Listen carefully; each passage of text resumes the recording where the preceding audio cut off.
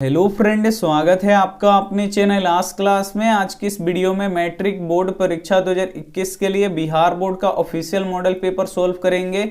और आज की इस वीडियो में संस्कृत के दूसरे नंबर मॉडल सेट को सॉल्व करेंगे, जिसमें 30 महत्वपूर्ण ऑब्जेक्टिव प्रश्न हैं। तो एक भी प्रश्न आप स्किप मत कीजिएगा। वीडियो को प्लीज आप लोग शुरू से लेकर अंत तक देखिएगा, क्योंकि ये जो मॉडल पेपर है ये 2021 बोर्ड एग्जाम के लिए काफी महत्वपूर्ण है। तो प्लीज आप लोग शुरू से लेकर अंत तक देखिएगा। चैनल को सब्सक्राइब नहीं किए हैं तो चैनल को सब्सक्राइब कर लीजिएगा, साथ में बेल आइकन को ऑल पे दबा लीजिएगा, ताकि जब भी क्लास हो तो आपके पास नोटिफिकेशन पहुंचता रहे। तो आइए शुरू करते हैं पहले नंबर प्रश्न से।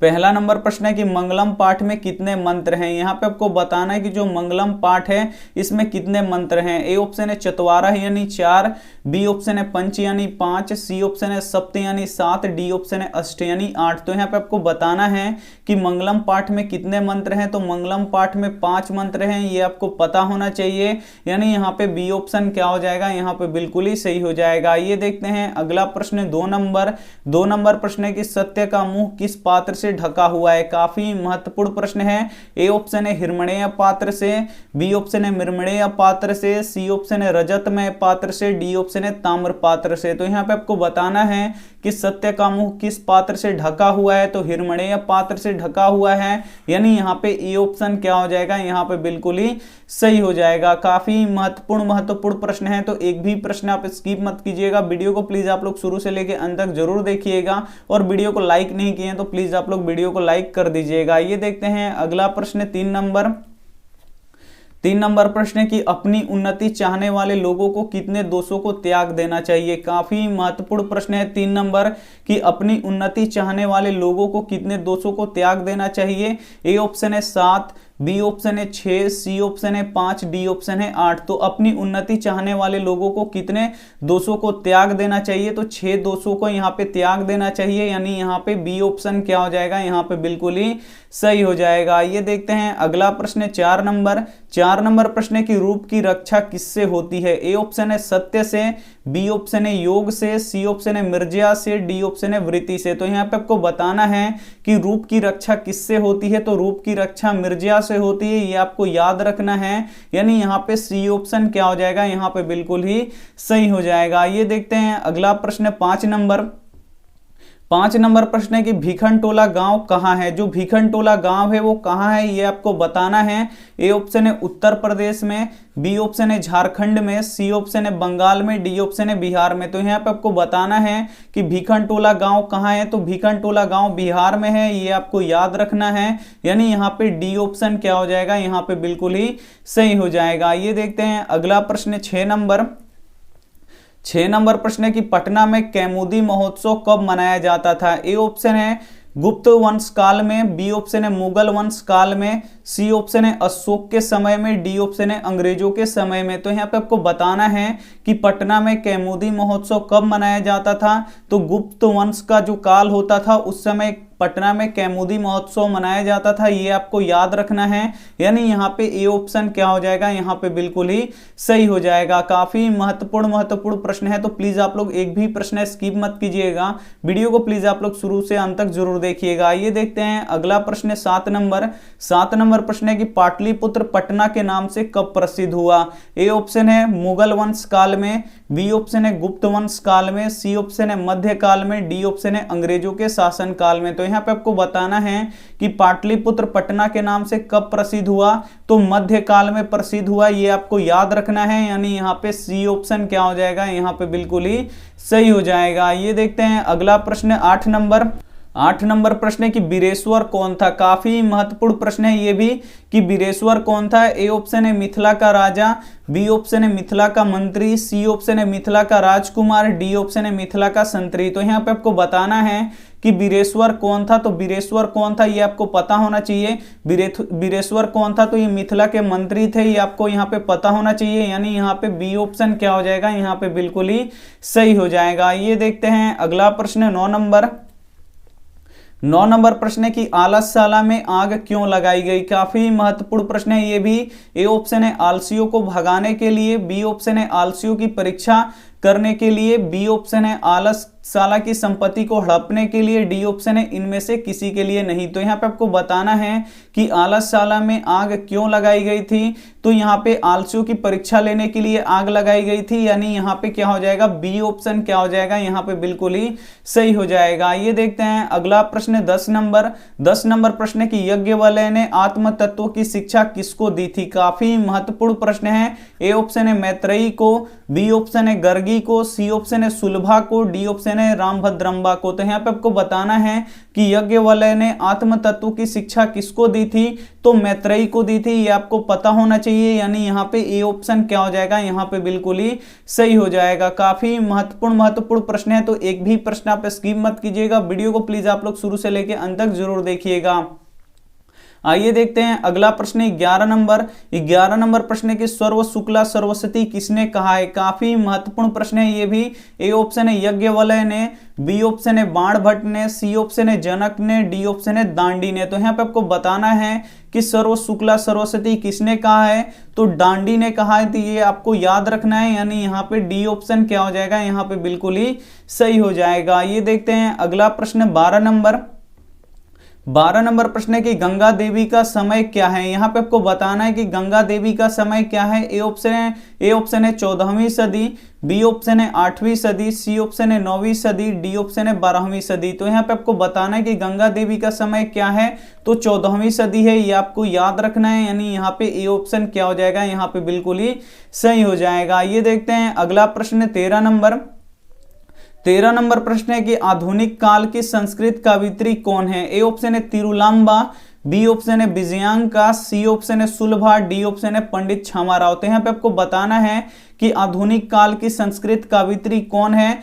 तो पंडित छामाराव हैं, ये आपको याद रखना है, यानी यहाँ पे डी ऑप्शन क्या हो जाएगा, यहाँ पे बिल्कुल ही सही हो जाएगा। ये देखते हैं अगला प्रश्न 14 नंबर प्रश्न की किसके गीत देवता भी गाते हैं। ए ऑप्शन है भारतवर्ष के, बी ऑप्शन है स्वीडन के, सी ऑप्शन है बांग्लादेश के, डी ऑप्शन है पाकिस्तान के। तो यहाँ पे आपको बताना है कि किसके गीत देवता भी गाते हैं, तो भारतवर्ष के गीत देवता भी गाते हैं, यानी यहाँ पे ए ऑप्शन क्या हो जाएगा, यहाँ पे बिल्कुल ही सही हो जाएगा। काफी महत्वपूर्ण प्रश्न है, तो एक भी प्रश्न आप स्किप मत कीजिएगा। वीडियो को प्लीज आप लोग शुरू से लेकर अंत तक देखिएगा, और वीडियो को लाइक नहीं किए हैं तो प्लीज आप लोग वीडियो को लाइक कर दीजिएगा। ये देखते हैं अगला प्रश्न 15 नंबर प्रश्न है कि प्राचीन संस्कृति की पहचान किससे होती है। ए ऑप्शन है धर्मों से, बी ऑप्शन है संस्कारों से, सी ऑप्शन है कर्मों से, डी ऑप्शन है धन से। तो यहाँ पे आपको बताना है कि प्राचीन संस्कृति की पहचान किससे होता है, तो ये संस्कारों से होता है, ये आपको याद रखना है, यानी यहाँ पे बी ऑप्शन क्या हो जाएगा, यहाँ पे बिल्कुल ही सही हो जाएगा। ये देखते हैं अगला प्रश्न 16 नंबर प्रश्न की सीमांतोन्नयन किस प्रकार का संस्कार है। यहाँ पे आपको बताना है कि जो सीमांतोन्नयन संस्कार है ये किस प्रकार का संस्कार है। ए ऑप्शन है जन्म पूर्व संस्कार, बी ऑप्शन है शैशव संस्कार, सी ऑप्शन है शैक्षणिक संस्कार, डी ऑप्शन है इनमें से कोई नहीं। तो यहाँ पे आपको बताना है कि सीमांतोन्नयन किस प्रकार का संस्कार है, तो ये जन्म पूर्व संस्कार है, ये आपको पता होना चाहिए, यानी यहाँ पे ए ऑप्शन क्या हो जाएगा, यहाँ पे बिल्कुल ही सही हो जाएगा। ये देखते हैं अगला प्रश्न 17 नंबर प्रश्न है कि प्राचीन काल में शिष्यों को क्या कहा जाता था। काफी महत्वपूर्ण प्रश्न है। ए ऑप्शन है छात्र, बी ऑप्शन है ब्रह्मचारी, सी ऑप्शन है धनुधारी, डी ऑप्शन है अंतेवासी। तो यहाँ पे आपको बताना है कि प्राचीन काल में शिष्यों को क्या कहा जाता था, तो ब्रह्मचारी कहा जाता था, ये आपको याद होना चाहिए, यानी यहाँ पे बी ऑप्शन क्या हो जाएगा, यहाँ पे बिल्कुल ही सही हो जाएगा। ये देखते हैं अगला प्रश्न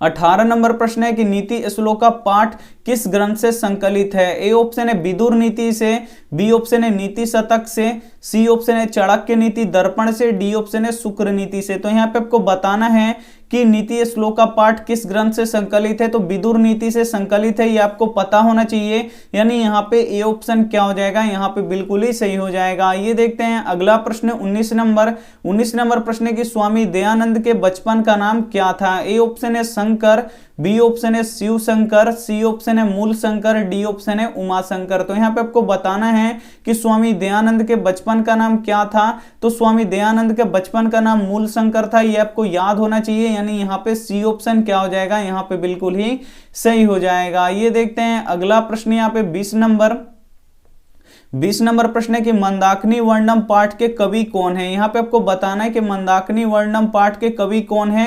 ए ऑप्शन है तुलसीदास, बी ऑप्शन है व्यास, सी ऑप्शन है वाल्मीकि, डी ऑप्शन है कालिदास।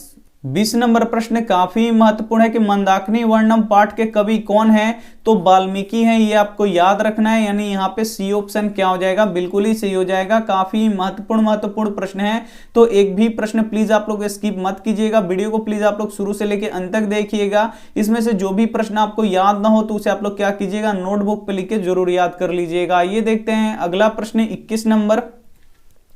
21 नंबर प्रश्न है कि व्याघ्र पथिका कथा पाठ के रचयिता कौन है। ए ऑप्शन है विष्णु शर्मा, बी ऑप्शन है नारायण पंडित, सी ऑप्शन है दांडी, डी ऑप्शन है बाणभट्ट। तो यहाँ पे आपको बताना है कि व्याघ्र पथिका पाठ के रचयिता कौन है, तो नारायण पंडित है, ये आपको पता होना चाहिए। यानी यहाँ पे बी ऑप्शन क्या हो जाएगा, यहाँ पे बिल्कुल ही सही हो जाएगा। ये देखते हैं अगला प्रश्न 22 नंबर प्रश्न है कि कणस्य दान वीरता पाठ किस ग्रंथ से संकलित है। ए ऑप्शन है कर्णभार से, बी ऑप्शन है वासवदात्ता से, सी ऑप्शन है यहाँ पे प्रति मानाटकम से, डी ऑप्शन है यहाँ पे मृगकटिकम से। तो यहाँ पे आपको बताना है कि कर्ण दान वीरता पाठ किस ग्रंथ से संकलित है, तो ये कर्णभार से संकलित है, ये आपको पता होना चाहिए। यानी यहाँ पे ए ऑप्शन क्या हो जाएगा, यहाँ पे बिल्कुल ही सही हो जाएगा। ये देखते हैं अगला प्रश्न 23 नंबर प्रश्न है कि न्याय दर्शन के प्रवर्तक कौन है। ए ऑप्शन है कपिल, बी ऑप्शन है गौतम, सी ऑप्शन है कणाद, डी ऑप्शन है पतंजलि। तो यहाँ पे आपको बताना है कि न्याय दर्शन के प्रवर्तक कौन है,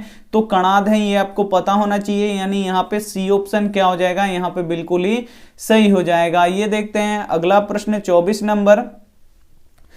नंबर प्रश्न की आर्यभट्टिनम किसकी रचना है। ए ऑप्शन है पराशरर की, बी ऑप्शन है चरक की, सी ऑप्शन है सुश्रुत की, डी ऑप्शन है यहाँ पे आर्यभट्ट की। तो यहाँ पे आपको बताना है कि आर्यभट्टिनम किसकी रचना है, तो ये आर्यभट्ट की है, ये आपको पता होना चाहिए। यानी यहाँ पे डी ऑप्शन क्या हो जाएगा, यहाँ पे बिल्कुल ही सही हो जाएगा। ये देखते हैं अगला प्रश्न 25 नंबर प्रश्न है कि निर्मलम का संधि विच्छेद क्या होगा। तो निर्मलम का संधि विच्छेद क्या होगा, तो निह जोड़ मलम क्या हो जाएगा, ये निर्मलम हो जाएगा। यानी यहाँ पे ए ऑप्शन क्या हो जाएगा, यहाँ पे बिल्कुल ही सही हो जाएगा। ये देखते हैं अगला प्रश्न 26